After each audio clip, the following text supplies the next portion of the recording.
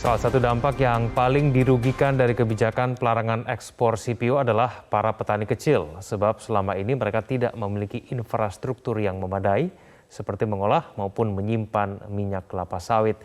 Selain larangan ekspor, pemerintah seharusnya juga berani mengevaluasi hak guna usaha lahan dan izin usaha perkebunan pemain besar industri kelapa sawit yang nakal.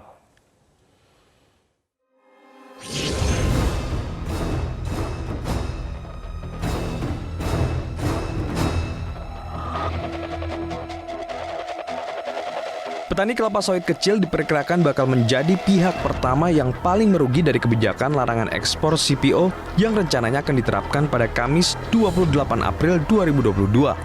Sebab dalam pengelolaan industri kelapa sawit, selama ini mereka tak memiliki infrastruktur yang memadai, seperti pabrik pengolahan dan tempat penyimpanan. Saat ini, setidaknya ada 41% pelaku industri sawit adalah rakyat kecil. Cenderungan adalah nanti tidak akan dipanen karena kalau harga rendah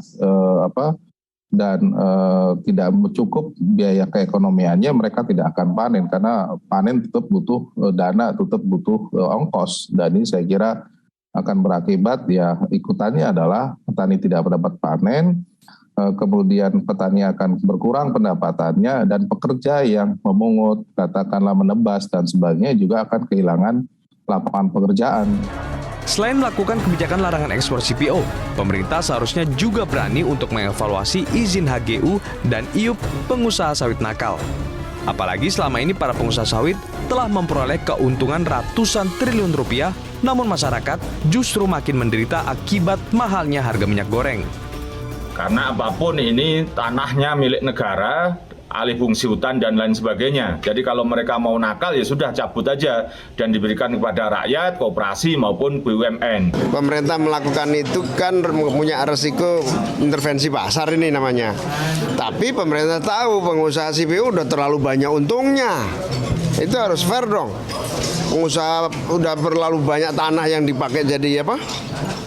Jadi sawit, untungnya sudah berlipat-lipat. Masa mikirin negara aja nggak mau? Kendati demikian, pemerintah berkeyakinan dampak larangan ekspor CPO ini tidak akan besar. Dengan adanya larangan tersebut, porsi CPO yang awalnya untuk ekspor akan dialokasikan untuk kebutuhan dalam negeri. Tim Liputan, Metro TV.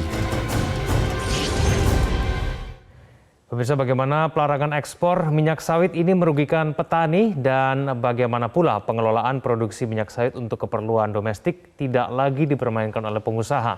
Kita akan membahasnya bersama dengan petani sawit Wayan Supatno. Pak Wayan, selamat malam. Selamat malam, Mas Segan. Ya, Pak Wayan, salam sehat. Kebijakan larangan ekspor bahan baku minyak goreng tinggal menghitung hari, 4 hari lagi tanggal 28 nanti. Seberapa besar kebijakan ini merugikan petani, Pak Wayan?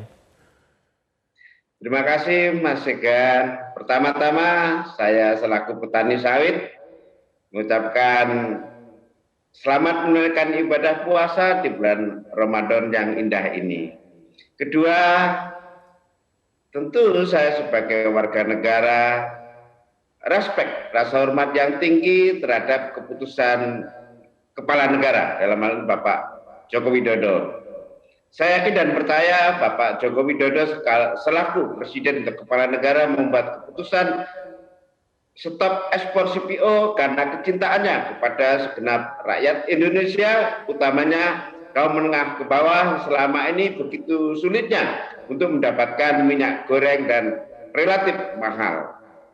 Saya selaku petani sawit sejujurnya prihatin, malu, sedih melihat kondisi bangsa yang besar ini memiliki sawit terluas di dunia hingga menghasilkan 47 juta ton CPO per tahun, tetapi sisi lain dalam waktu yang sama petani sawit untuk mendapatkan minyak goreng juga kesulitan. Ini secara umum seperti itu kondisinya. Namun demikian perlu disadari bersama bahwa kita selama ini per tahun menghasilkan CPO sebanyak 47 juta ton dan 17 juta ton untuk kebutuhan di dalam negeri. Di antaranya 5,7 juta ton untuk minyak goreng, ya, 9 juta ton untuk B30 atau biodiesel, 4 juta ton kurang lebih untuk oleokimia, dan 30 juta ton itu untuk diekspor. Ketika ekspor ini disumbat, pasti sebagian tidak laku, yaitu 30 juta ton. Ketika kebutuhan tetap, tapi daya pasoknya berlimpah melampaui kewajaran hingga 3 kali lipatnya, tambahnya butuhnya hanya 17 gelas, tetapi dituang 47 gelas, pasti bertumpahan kemana-mana. Dampaknya apa?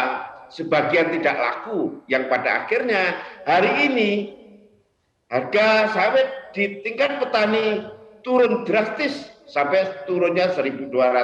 Bahkan banyak yang sudah pabrik kelapa sawit tidak menerima sawit petani. Karena minyak goreng itu berasal dari CPO. CPO berasal dari tandan buah segar sawit yang 41% berasal dari petani atau ekuivalen dengan 6,8 juta hektar, milik 2,7 juta hektar itu milik petani. Kalau kebutuhan di dalam negeri hanya sedikit, pasti mereka memprioritaskan, ya saya ulangi, pasti mendulukan hasil kebunnya sendiri untuk sekedar memenuhi kebutuhan dalam negeri. Kalau tidak ada ekspor, otomatis sawitnya petani tidak mau ditampung. Ini yang berbahaya. Ini Mas Egan yang berbahaya, diantisipasi yang selama ini kita melihat satu sisi saja. Bahkan masyarakat Indonesia selama ini membenci sawit, memusuhi sawit, ya, mendustai nikmat Tuhan. Bahwa sawit sesungguhnya anugerah Tuhan, justru bukan dianggap kelebihan. Ini kan luar biasa. Ya, saya selaku petani sawit mengambil ilmu hikmah, mempertontonkan di tengah masyarakat Indonesia dan dunia, termasuk ke Eropa yang selama ini benci sawit, sekarang ngemis sawit. Baik, Pak Wayan. Tahu bahwa sawit itu ternyata bermanfaat. Baik, bahwa sawit itu anugerah Tuhan untuk Indonesia. Ini harus kita pegang genggam erat supaya berkelanjutan sepanjang zaman kehidupan ini ada. Itu Mas Egan. Jadi kami tujuan adanya penurunan ekspor, kami teraniaya, teraniaya, tersiksa. Saat bersamaan kami tidak bisa menjual, pupuknya naik 2 kali lipat akibat perang Rusia Ukraina, dan ditambah lagi lahan kami ada 2,7 juta hektar yang sudah sertifikat hak milik di daerah transmigrasi, diklaim oleh Kementerian Lingkungan Hidup dan Kehutanan, dianggap kawasan hutan. Ini kan menyakitkan sekali. Harusnya pemerintah juga hadir ke kami sebagai petani. Baik, Pak Wayan, kita berharap tentu saja kemudian bisa dicarikan solusi ya, supaya kemudian tujuannya supaya membuat minyak goreng ini harganya lebih terjangkau, tapi kemudian petani juga tidak terlupakan, dicarikan solusinya. Terima kasih Pak Wayan, kami telah menangkap poinnya. Selamat malam Pak Wayan.